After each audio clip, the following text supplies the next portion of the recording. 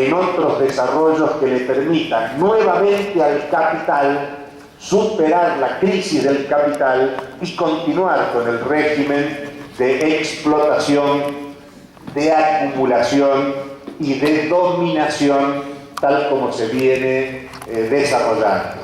Por eso es que me parece importante que podamos articular todas estas dimensiones y ver si es posible pensar en políticas anticrisis de carácter antisistémicas, anticapitalistas. Y eso nos lleva a mostrar un poco la realidad de América Latina. El cambio de mapa político que hay en América Latina en esta primera década del siglo XXI respecto de la última década del siglo XX. Y admito que es un tema de mucha polémica, porque hay mucha diversidad en la relación de América Latina. Pero creo que lo sustancial es el cambio de mapa político general en la región y que nos permite visualizar las posibilidades de una política anticrisis de carácter sistémica, siempre y cuando lo esencial que llevó al cambio de mapa político en la región sea lo que permita hacer avanzar la región latinoamericana y caribeña en el próximo periodo. Y estoy hablando de la dinámica social en lucha de los pueblos de la región. Porque uno de los debates que hay también de carácter teórico es que hay quienes sostienen que esta crisis capitalista es producto de limitaciones y de problemas al interior del modo de producción capitalista, que son límites intrínsecos del modo de producción, y por lo tanto no existiría la lucha de clases en este periodo histórico. Yo quiero discutir y ensayar de alguna manera una crítica a esta posición, porque si el capitalismo avanzó en el largo plazo desde la ofensiva del capital por la liberalización y en el corto plazo específicamente con la militarización y el endeudamiento, yo me pregunto si el objetivo de la lucha popular en la región latinoamericana y caribeña contra el ALCA, por ejemplo, contra el endeudamiento externo y contra la militarización, no significó acción colectiva de los pueblos para limitar el objetivo de las clases dominantes a escala mundial.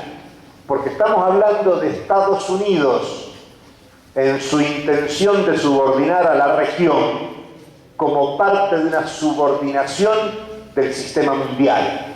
Claro que Estados Unidos es un imperio decadente, pero es un imperio decadente que pese a la crisis sigue convocando a que todo el mundo ahorre en dólares.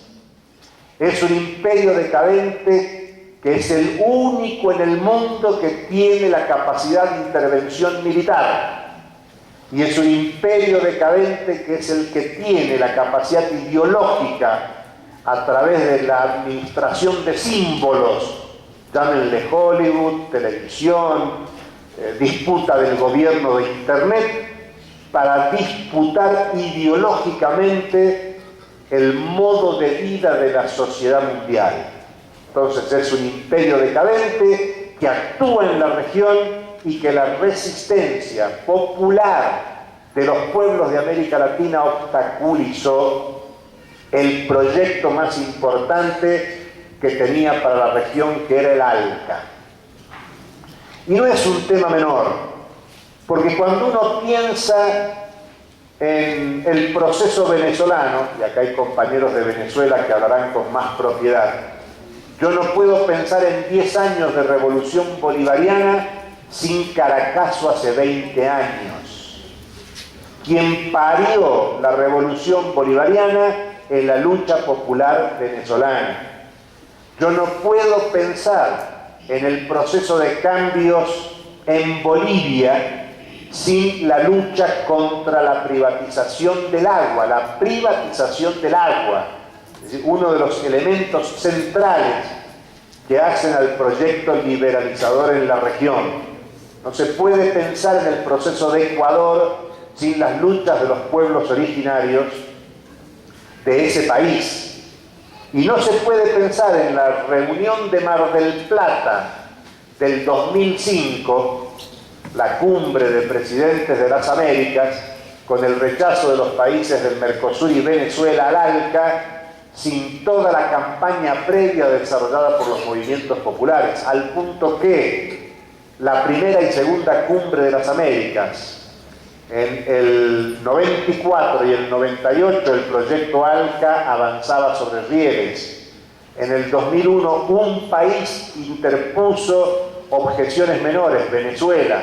En el 2004 ya fueron 5 países los que se opusieron al ALCA. Y en Trinidad y Tobago, ahora, quinta cumbre de presidentes, los presidentes no firmaron la declaración final. No hay declaración final. Y el tema que no estaba en la agenda, obviamente, fue Cuba. Fue la demanda de la mayoría de los países de la región para reinstalar un debate americano integral, con Cuba incluida. Por eso creo que no se puede pensar en la obstaculización del capitalismo estadounidense, en la obstaculización de los capitales hegemónicos de Estados Unidos y a escala mundial, sin pensar en la resistencia de los pueblos, sin pensar en una dinámica social de resistencia, sin pensar en la acción colectiva. Y este es un tema teórico, político, ideológico por excelencia. En América Latina y el Caribe se había dejado de hablar de socialismo, aunque existía Cuba socialista. Cuba acaba de cumplir 50 años de revolución y mucho se puede discutir sobre lo que significa Cuba, pero Cuba ha sido el faro que mantuvo presente la perspectiva del debate socialista. Pero en los pueblos de la región, más allá de los seminarios Marx Vive, más allá de los debates internacionales de muchas redes en las que nosotros participamos, no estaba en la agenda de debate político el socialismo. Sin embargo, en los últimos tiempos aparece. Y con audacia, indiscutible por cierto, empiezan a plantearse algunas políticas de carácter anticrisis, con rumbo anticapitalista. Es muy temprano, en mi opinión, evaluar el saldo de iniciativas tan nuevas como el ALBA, mucho menos el Banco del ALBA, mucho menos aún el Banco del Sur, que ni siquiera todavía nace, o la iniciativa de una moneda común para los países del ALBA como el Sucre, que apenas se esboza para el intercambio comercial.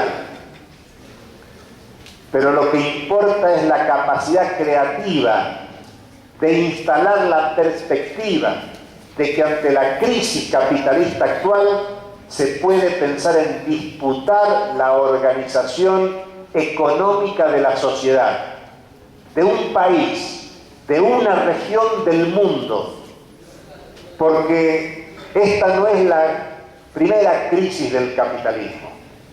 Ante cada crisis del régimen del capital, 1870, 1930, 1970, la actual, ante cada crisis del capital, siempre se presentaron dos perspectivas. La perspectiva de las clases dominantes, que intentaban reestructurar, intentaban variar la forma de funcionamiento de las relaciones sociales para seguirle dando aliento al capitalismo, y por otro lado, la lucha popular. Desde la Comuna de París, la Revolución Rusa, la Revolución Cubana o el cambio del mapa político en América Latina en este tiempo. Crisis del capitalismo es una forma de funcionamiento que habilita la oportunidad de las clases dominantes para restablecer el capitalismo, pero también habilita la oportunidad en la dinámica de lucha de clases para que los pueblos instalen la perspectiva de la revolución.